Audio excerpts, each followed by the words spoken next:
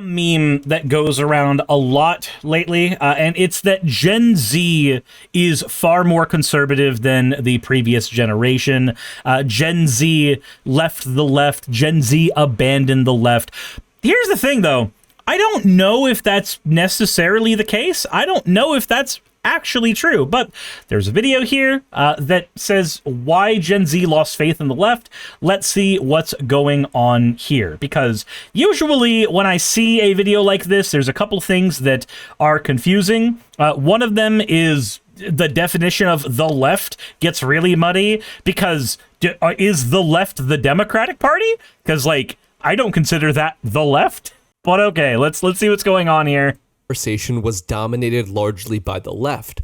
Gen Z grew up surrounded by socialist ideas, anti-capitalist arguments, and the promise of a fairer, more equal world. Everyone seemed aligned around the ideals of justice and progress, but just a few years later, that same generation has begun turning towards hierarchy, nationalism, and order. So what caused this shift? Why did youthful idealism give way to a craving for structure? Did that happen, though? Did that happen? So, like, hold on. This is one that I'm not 100% true on.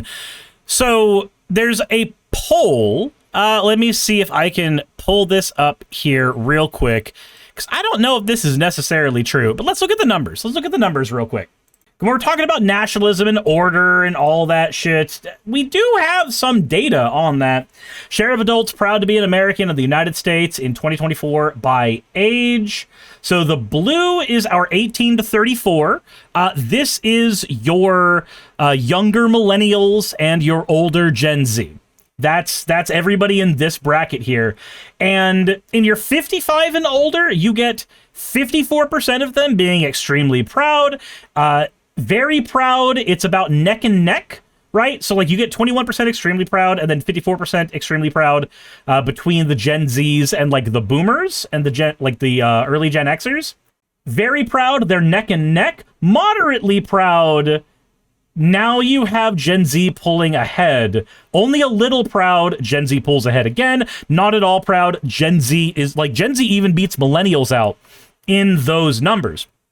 So, granted, this is 2024. Some of these numbers may not necessarily be indicative of what's going on right now, because we do live in the post-Trump United States. These numbers may be a little old. But let's see, where else can we pull stuff from? Pew Research actually has some stuff on here as well. Let's see what is going on here. Gen Z and millennials differ from older generations in views of Trump's role of government and growing diversity. So, Gen Z, people who approve of Trump's job performance, Gen Z is 30%. Millennials are 29%. Gen Z is damn near identical to millennials in terms of approval about Donald Trump. The idea that government should do more to solve your problems. Again, millennials and Gen Z are almost neck and neck here. Gen Z a little more so. And when people say socialism, this is usually what they're meaning. They're literally meaning the meme, socialism is when the government does stuff. And then increasing of racial/ethnic diversity being good for society. Again, when you look at the numbers, Gen Z and millennials are both neck and neck on this. So when you say that Gen Z has moved further to the right, when you say that Gen Z has, like, abandoned the left, I get a little confused on that, because none of the numbers seem to support that. This seems to be a narrative looking for a story. And what I mean by that is you have a narrative in your head that you want to sell your audience. And the narrative is that Gen Z is more right-wing, and it is, I haven't seen the video yet, we're going to look at the video, but usually it's because of some failure of the left that made them go right-wing. That's usually the narrative. So then you look for a story. That's my narrative I want to sell you. Let me find a story that fits that narrative, and let me shove that story at you. But when we look at the numbers don't seem to tell that story. But let's go ahead and see what's going on here. And authority. And what does it reveal about the way beliefs form, spread, and change over time? But before we get into that, we need to first clarify what left and right actually mean. Oh, thank God he's actually doing that. Let's see. Most people think in terms of Democrats versus Republicans, or if you're outside of the United States, liberals versus conservatives. And while that seems accurate on the surface, if you look closer at the history of these parties, you'll find that the difference is often just speed, not direction. As the saying goes, conservatives are just progressives driving the speed limit. Take gay marriage, for instance, something that both parties openly opposed just 20 years ago. Back then, it was a bipartisan stance, but as public opinion has shifted, so did the politicians. The Democrats championed it, and eventually the Republicans followed. Not because their core philosophy changed, but because social norms did. That's the pattern. Democrats push the cultural frontier, and conservatives eventually normalize it. What we call conservatism today would have been considered progressive less than a generation ago. So maybe in terms of social norms, but when we're talking about the current modern day conservatives, we're looking not just at Republicans, but we're looking at MAGA. Dorito says, that's interesting framing. It is interesting framing. There are people who disrupt that framing because at least, okay, let's look at the current Republican Party. I know that the framing is not just the Republican Party, but let's look at the current Republican Party. The current Republican Party is actively trying to be regressive. They are actively trying to pull us backwards. The idea that the conservative politically is just the person who, like, once things have become normalized, they just want the things to stay normalized the way that they are, that might actually be fairly true. But when we look at the policies that are being put forward by the Republicans right now, at least, you know, the people who have power within the party, we are seeing a regression on women's rights. We are seeing a regression on trans rights. We are seeing conversations about revoking gay marriage. And we are seeing all of that not just on fucking X, Twitter, whatever you want to call it, but we are seeing that in actual policies that have been put forth. Remember in Tennessee a couple of years ago when the policy about having a specific type of marriage that was given to cis straight people that gay people would not qualify for so that they could have their own special kind of marriage. That is a regressive idea. The idea that, hey, we can't invalidate your marriage at the federal level, but we can invalidate your marriage by saying, oh, you got the bad kind of marriage. You got the kind of marriage that doesn't have any actual weight. And if you remember, this is actually a strategy that conservatives used years ago where you had gay couples who couldn't actually get together in a marriage. They got together in a domestic partnership, and they couldn't call it a marriage legally. That's the same fucking shit. When you make conservatives have the special kind of marriage for them, and then the other kinds of marriages are considered less valid. Dorito says, I've also never liked the conservatives are progressives with their foot on the brake shit. It is interesting framing, but I think that it misses the current political climate where conservative politicians, again, politicians specifically, are actively trying to regress us. They are not trying to put the brakes on further change. They are actively trying to pull us back to a previous time politically. That's a little more than putting the brakes on. We're seeing that same pattern repeat again today, just with a new cultural issue. Where the debate used to center around gay marriage, it is now focused on transgender identity. Once again, the left pushes for rapid social acceptance and policy change, while the right resists. At least for now. But if history is any guide, the same dynamic will probably play out again. What's radical today could be mainstream tomorrow. So that happens, yes, but that doesn't happen because of political sides. That happens because of just societal shifts. Society shifts in a certain way, and political parties tend to align themselves one way or another on that. Said, is this audio only? Because no video on stream. There is video on stream. It's right there. The dude is just showing Halo footage. That's all he's doing. I'm not playing Halo right now. His footage is from Halo. That's because most Democratic and Republican politicians don't actually hold strong personal convictions on these issues. They don't lead public opinion, they follow it. Their beliefs shift with the polls, not with principle. At the end, I mean, that's basically every politician right now. I know that that's really reductive. I know that's super reductive, but a decent bit of politicians literally look at polling data and say, what do my constituents want? Can I give them that thing? Instead of having their own principles that they fight for. Granted, that has been the case since the Southern Strategy. The Southern strategy, the point of the Southern strategy was that the Republicans no longer had a base because their base had been subverted by the Democrats. When the New Deal Democrats took over, suddenly every single bit of progressivism, both on the economy and on social issues, were the domain of the Democrats instead of the domain of the Republicans, who previously had been the party that freed the slaves. As that shift happened with the Dems, the right wing had to shift themselves, and that's what the Southern strategy was. It was no longer about being the principled politician. It was about selling your ideals to the right buyer. And so the racist South was the right buyer, and the ideals that were sold to them, well, I already told you who they were, so you could probably guess what the ideals were at that point. End of the day, most of them will say whatever keeps them in power and whatever aligns with the cultural moment. This, as it turns out, is a flaw built into democracy itself. Some call it the tyranny of majority or mob rule. The aforementioned remains true even in a representative democracy because politicians ultimately answer to the crowd. They don't make decisions. They don't, though. So, in theory, in a perfect world, I agree. In a perfect world, I agree. Politicians answer to the crowd. The reality is, though, they don't. Let's take Marjorie Taylor Greene as an example. She was my representative.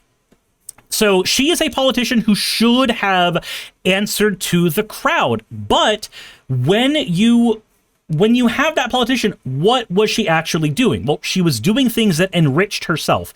She was doing things that made her money. She already had a decent bit of money when she went in, but she ended up leaving with a net worth of like 20 million versus the like 500,000 so that she was worth when she went in. I may have the numbers incorrect there, but I remember looking this up for a previous video. Give me just a second. Okay, I was trying to find the graph that actually went over it, but the graph started at 2020, and that didn't help me at all. And the graph showed that she went from 30 million to 10 million to 21 million as she left office. Anyway, so according to public disclosures, Green bought stocks worth roughly 21,000 and 350,000 April 8th and 9th.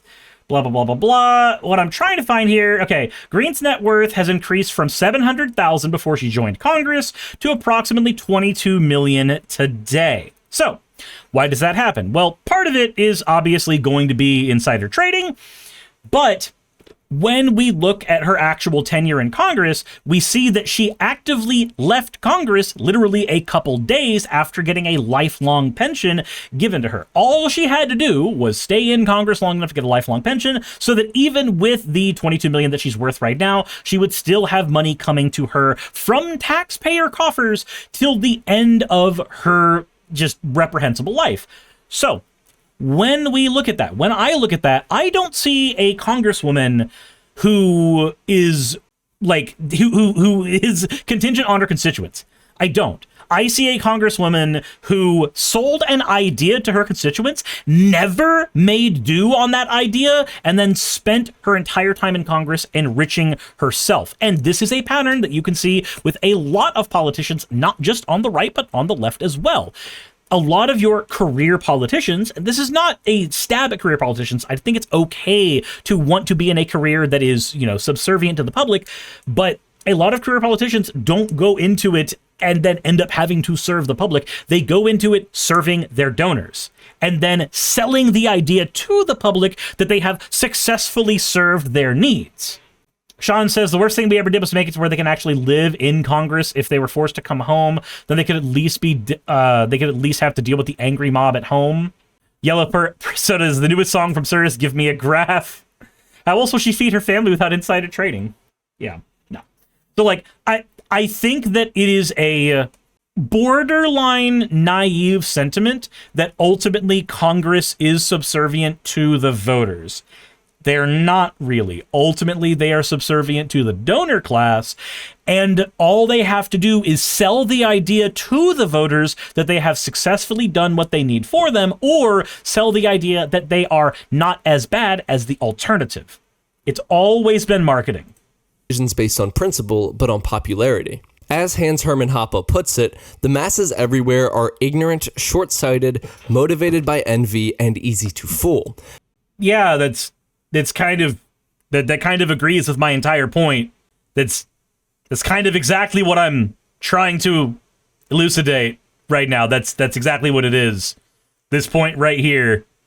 Democratic politicians must appeal to these masses in order to be elected.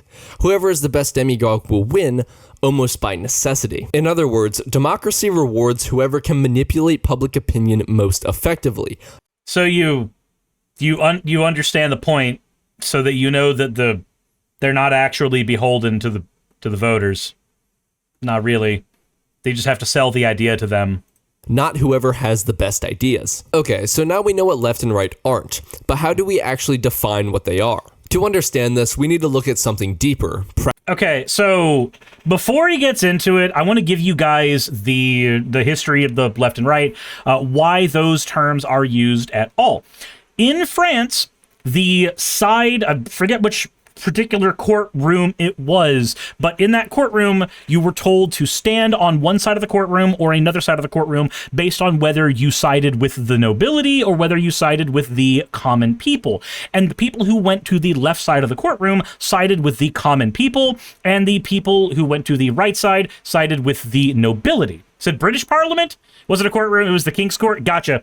Hey, sometimes I get the history part wrong. Broad strokes, got it right. Details, got it very wrong. This is why I suck on history tests. Point is, when the two sides went to the different sides of the courtroom or of the room, that is what determined whether or not they were right wing or left wing. So if we extrapolate that into modern day, your right wing tends to be in favor of the modern day nobility or the modern day oligarchs or the modern day billionaire class, and the left wing tends to be in favor of supposedly everybody else should be. Axiology, the study of human actions and decision-making. It's the idea that every political or economic system is ultimately built on assumptions about how people behave. The left tends to start from the belief that human behavior can be reshaped, that with enough education, equality, or social reform, i.e. equity, people will just act rationally and cooperatively. The right, by contrast, takes a more fixed view that human nature is constant, self-interested, and cannot be engineered away. It is important now to mention we are no longer talking about Democrats and Republicans, we are talking about the left and the right. So when I'm glad that he's making the distinctions there. Though the conversation about which side the people tend, or the wings of politics tend to serve, I think is a part that I hope that he mentions in here. If he doesn't, then neato. Gen Z begins drifting from left to right, it's not just about slogans or culture wars. It's a shift in how they view human action itself. They're moving from an idealistic utopian view of people as improvable to a praxeological view that sees incentives, self-interest, and hierarchy as unavoidable parts of reality. So now we understand what is happening, but the real question is, why is this happening? Why is Gen Z, a generation raised on progressive ideals and groomed by left-wing institutions, suddenly drifting towards the far right? Okay, so the language here feels really loaded. Groomed by left-wing institutions? What does left-wing grooming look like? Is it memes on the internet? Is it actually no? Like I can't think of anything else it would be at that point, because by the time somebody goes to college, which are like the bastions of left-wingism, at least that's what conservatives have told me, like by the time you get to that point, people are already adults. They're no longer being groomed anymore. So that framing of idealistic versus pragmatic is so bad there. It's frustrating to me to hear that particular framing, because like I am a pragmatist. I want to get the systems that the left wants broadly, at least some of them. So I want socialism, not necessarily communism. I want those systems, but I want those systems in place because of the pragmatic utility of them. Sean says, is it Horse Girl? So this feels like the hard times create hard men breed soft men. Bullshit. Hard men breed soft men? That's definitely a way to say it. Said it isn't true. Like the idea of humans as selfish is culturally and historically constructed, not innate. Fair, but he did say that the idea was that humans were flexible as well. I don't remember the exact the exact terms that was used there. But that said, we already went over some of the numbers in the beginning. Gen Z is not actually, like, by the numbers, by Pew data, they're not actually more conservative than millennials. They tend to actually be a couple of percentage points further down the line of progressivism. And when it comes to patriotism, your, baby sister to nationalism, they tend to be less patriotic as well. So, like, the idea... Again, like I said at the beginning, this is a narrative looking for a story. The narrative is the idea that Gen Z is leaving the left broadly. And so a story is being constructed to convince you that that is the case. But when you look at the hard numbers, that's not really what's going on, though. The simplest answer is disillusionment. Many young people grew up believing that activism, awareness, and empathy could fix society's problems. But as they entered adulthood, they ran headfirst into the unyielding realities of economics, bureaucracy, and human nature. They saw that the people preaching equality online were often the same ones chasing status and attention. They watched their... Is this Gen Z got disillusioned with progressivism because people who talked about progressive ideas on the internet were actually clout farming? So, man, there's a bit of utility that's actually lost there, and I want to talk about it real quick. So let's talk about the clout farming thing for just a minute. Is it frustrating when somebody seems like they're just saying things for attention and then they are trying to, like, champion good ideas and gain attention by doing so? That can be very, very frustrating. At the same time, consider this: if you are trying to champion a certain set of ideas, if you are not attention farming, then those ideas are not spreading, because good ideas do not just organically spread because they are better. People generally are not good at telling what ideas are better or worse, even if it's better or worse just for them. So you have to engage in a bit of marketing. You have to take the approach that the other side is doing, this side being the billionaire class that actually do have marketing campaigns to support themselves. We live in a modern age where we literally have an attention economy. And if you are not playing the game of the attention economy, then your ideas are not spreading. And if your ideas are not spreading, then you're virtue signaling to an audience of none. And that has no utility. Like, there are the people who just want to have attention on them, and those people suck, but there's also people who just need to do the marketing shit so that they can get their ideas out at all.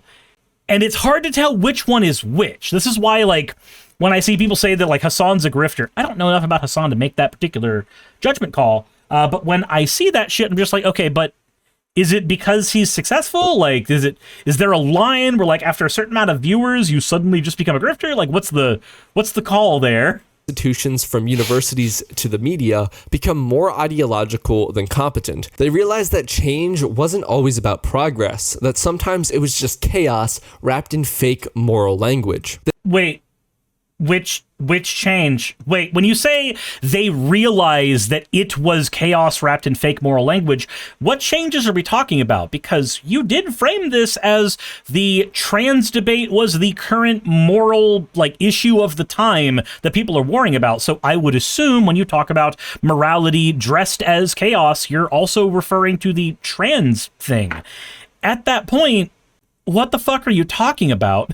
They realized that people often cared more about appearing virtuous than actually being virtuous. When idealism meets reality, cynicism follows. We saw this with Gen Z's so-called doomers. However, the thing about cynicism is it doesn't stay neutral.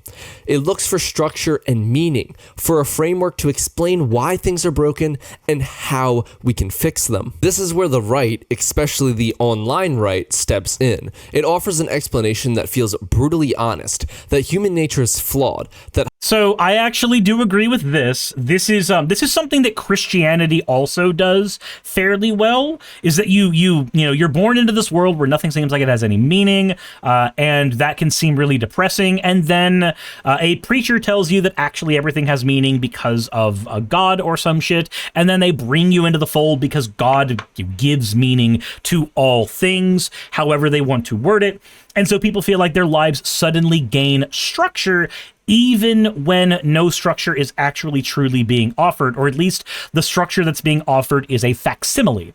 The right is largely Christian and nationalistic here in the United States, and so they can offer the structure of the United States, they can offer the structure of Christianity, they can offer those structures even if those structures do not actually improve your life, and even if holding up those structures as they are makes things worse, they can still offer them. So, like, I do agree with this framing.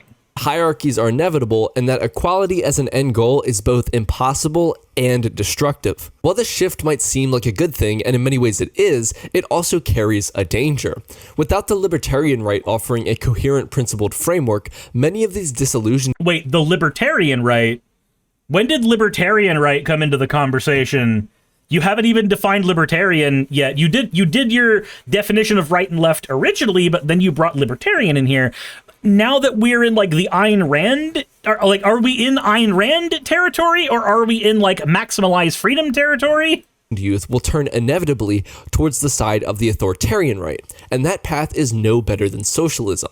It is simply collectivism repackaged and driven by conservative and traditional aesthetics rather than progressive ones. There's a reason Nazis are called National Socialists. It's because it is socialism just repackaged with a different aesthetic. What the fuck are you talking about? No, the reason that Nazis are called Nazis, the reason that they are Nazis is because that was the party that Hitler took over. They happen to be the National Socialists because using information that seemed like it was broadly in favor of the currently downtrodden German worker was what helped him gain the power that he needed in order to ascend to where he did.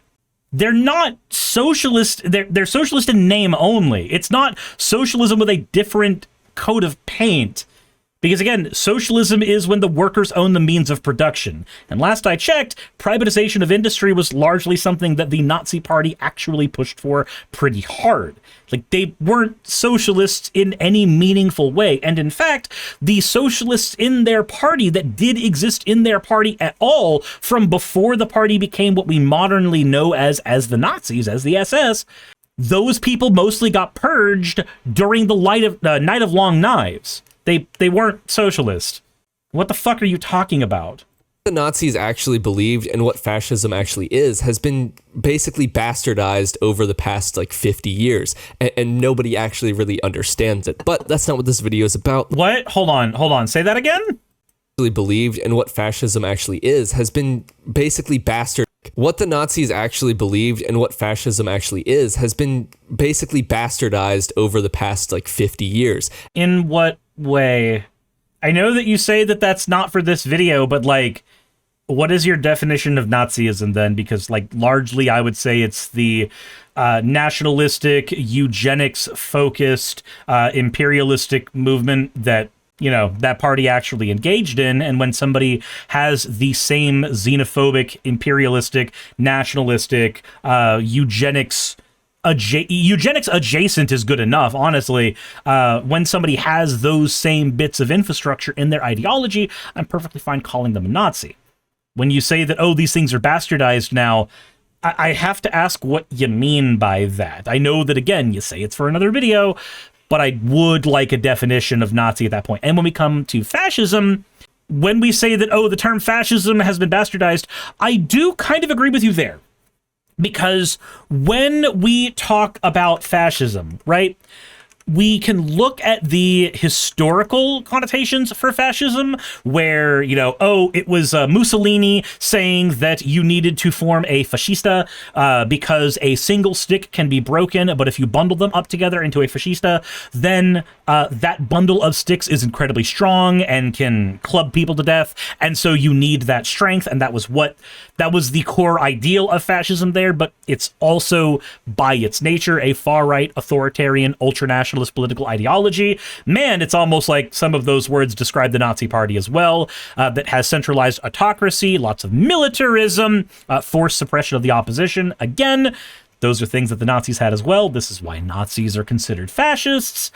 I agree with you when you say that that word, fascism, has lost some of its meaning because when I say the word fascist to somebody, usually they just think authoritarian. The other bits of that, the news speak, like all of the points that Umberto Eco brought up in his essay about what fascism is, none of that is considered what is there anymore. It's just the authoritarianism. That's basically it. So I can understand what you mean there, and I actually agree with that a little bit, and it's why I tend to be a little more specific when I use that term. I actually got in trouble with my audience for throwing the term illiberal democracy at them because they want to believe that the United States right now is completely fascist, and it's not yet. And in fact, illiberal democracy may actually be way more dangerous because it looks like it's not bad, but then it does all the bad things. So I can agree with what you're saying here. Cool. And nobody actually really understands it. But that's not what this video is about. Let's get back on track. The libertarian rights challenge, then, is to offer order without oppression, structure without submission. It must show that hierarchy can exist voluntarily, that community does not require coercion, and that freedom isn't the absence of rules, but the presence of choice. Where the authoritarian right promises strength through control. So there's a misspeak that he had here, and it matters a little bit to his point. When he said society doesn't need coercion, I don't know if he's meaning society needs cohesion or society needs coercion. If he's meaning both, then, cool. But those two things are broadly things that a fascist tends to try to purport. Like your white nationalist fascist right now will think that society needs to be racially cohesive and needs to have coercion built in to stop things like, interbreeding with the wrong races. So which term you're using or both? Sure. Said coercion solves it. Or is it just like bleeding those terms together is indicative of somebody being a subset? Is that what that is? Said, it still looks like it's bad, at least from where I'm settling. Okay, I understand. It's the standard thing if I need to have the dissenting opinion. Libertarianism promises strength through responsibility. It's not about rejecting authority entirely, it's about decentralizing it, placing it back into the hands of individuals, families, and local communities, rather than dissident bureaucrats and strongmen. In practice, this means rethinking what society even is. The future doesn't have to be defined by massive centralized states. Instead, it could look more like a network of micronations, private cities, or voluntary covenants. This sounds like a tech bro, because that's the type of society that a lot of your crypto millionaires have actually been trying to push for, because those micronations can all be bought and then ruled as if they are feudal lands by people who, just happen to have enough capital. Said he's quoting the ANCAP. Yeah, that's what's going on here. Yeah, I hate that idea, personally. I think having a large government is actually good, because when you have that, you can actually do a lot of good things for people. Having a ton of micronations means you don't have the infrastructure to, say, get people's health care taken care of, get people's retirements taken care of, have a standing military to protect your nation. Those are things that largely don't get to happen when you're this tiny micronation, and then, fucking Russia's over there getting ready to bomb you. Small, self-governed communities built around shared values and mutual consent. These wouldn't be anarchistic wastelands or isolationist compounds, but organic societies where people choose the rules that they live under. No, that you would have... Okay, yeah, this is just ANCAP apologia. That's what it is now. That's what it is. I understand now. This is Gen Z left the left. They are disillusioned. Allow me to offer you anarcho-capitalism as a possible thing that can solve your problems. Jesus fucking Christ. Is that really where we're going? Give it like a marketplace for governance. If you don't like the culture, taxes, or regulations of one city or covenant, you're free to leave and join another that aligns. But you're not free to leave and join another, because let's say that you are landlocked between several warring city nations. Now you're not free to leave. You have the negative freedom to leave. Nobody's going to stop you from leaving, but you don't have the positive freedom because you don't have the wherewithal, you don't have the money, you don't have the clout, you don't have any of the things required to leave and gain citizenship from another area, and another area is free to reject you for any reason that they want. Again, No. This whole, like, micronation, voluntarist, ANCAP shit, it does not work in the modern day. It just creates a whole bunch of little exploitable fucking company towns. With your values. Over time, competition between these voluntary communities would push them towards efficiency, stability, and respect for individual liberty. No, not really. Again, if everybody has nothing but negative freedoms, but nobody has the positive freedom to do the things that they absolutely need, they're not going to be more stable at all. And the minute you have a generation born into that, where that is their norm, you might even get people who are born in such a way where they don't want a different society, even if the different society would be better for them. Sean says, also, let's not forget that company towns really had the problem with sharing currency, because companies don't believe in paying their employees, but you can have a tab for the company town. Yeah, this is where God, that's another fucking problem you have at that point. When you have all the micronations with all their same money, you can't get a guaranteed conversion rate at that point. We have... Man, I do not understand the hate for larger nations. I do not get it. It doesn't make any sense to me.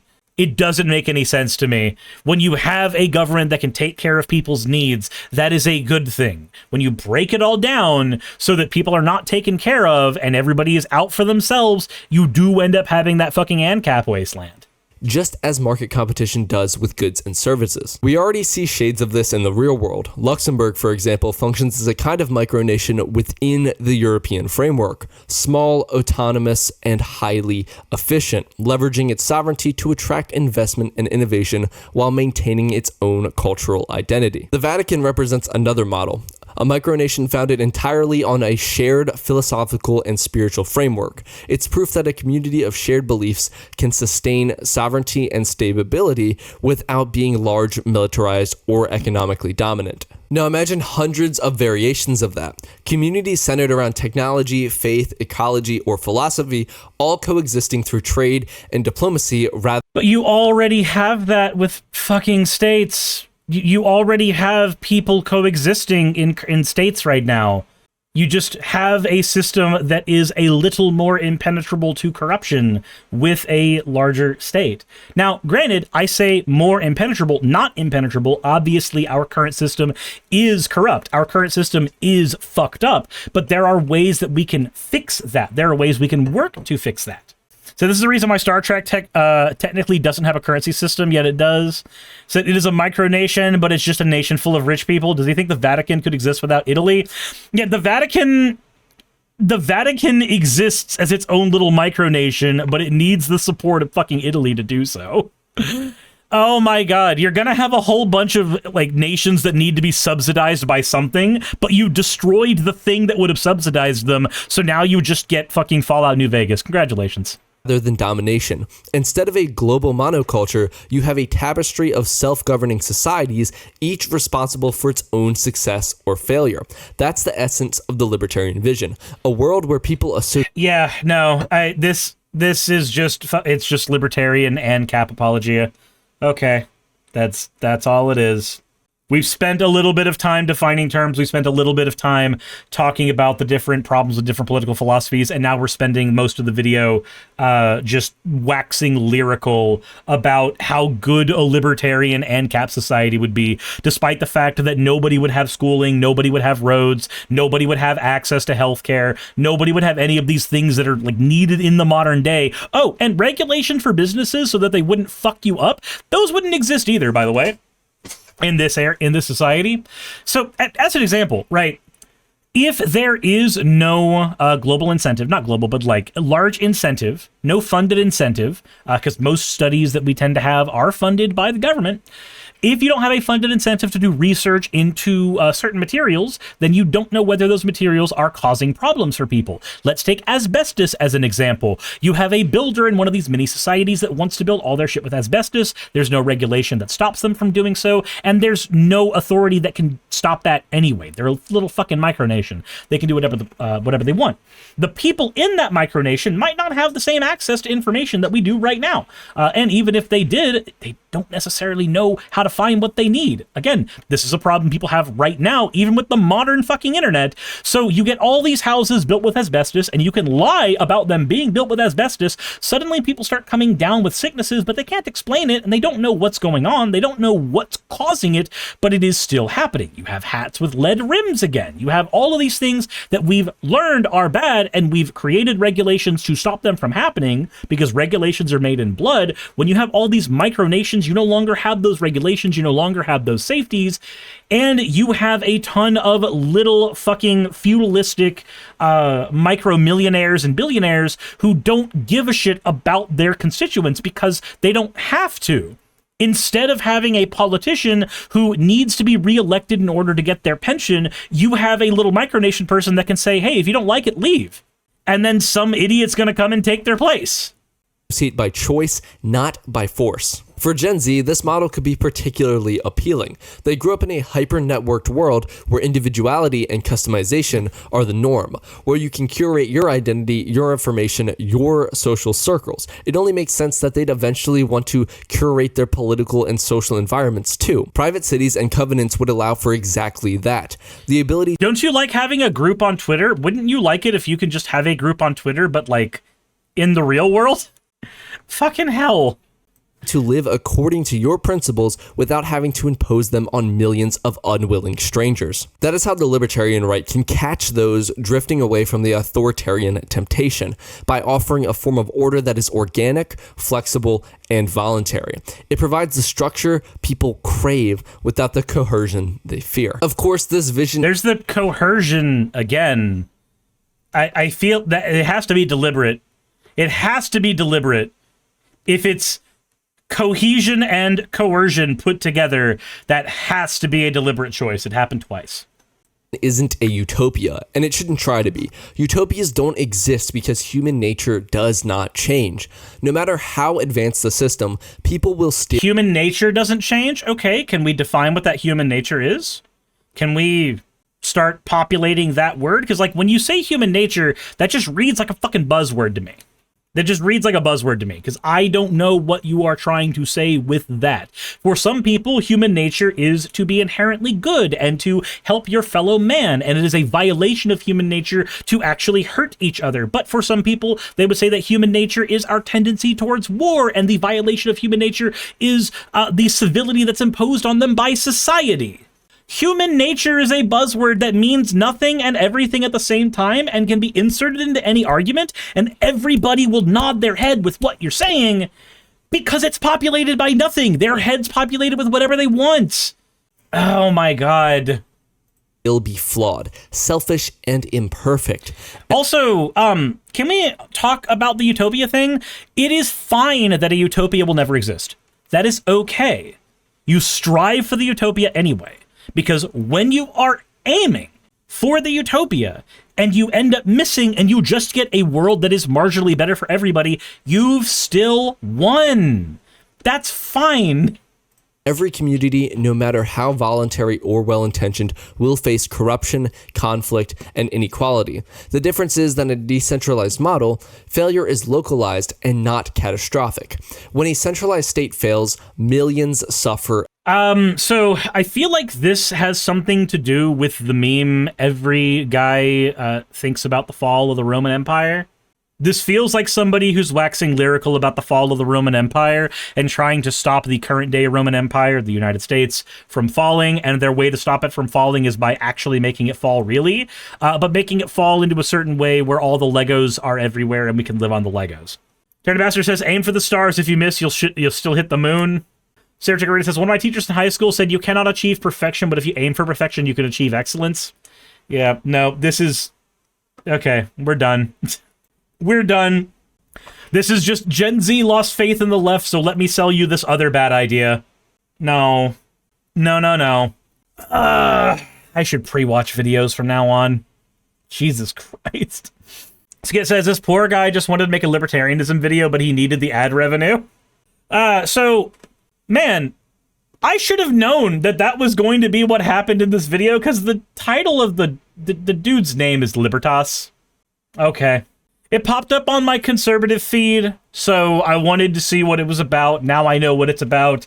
Honestly, though, you know what? A+ gameplay in Halo. Also, the human empire in Halo is fascist.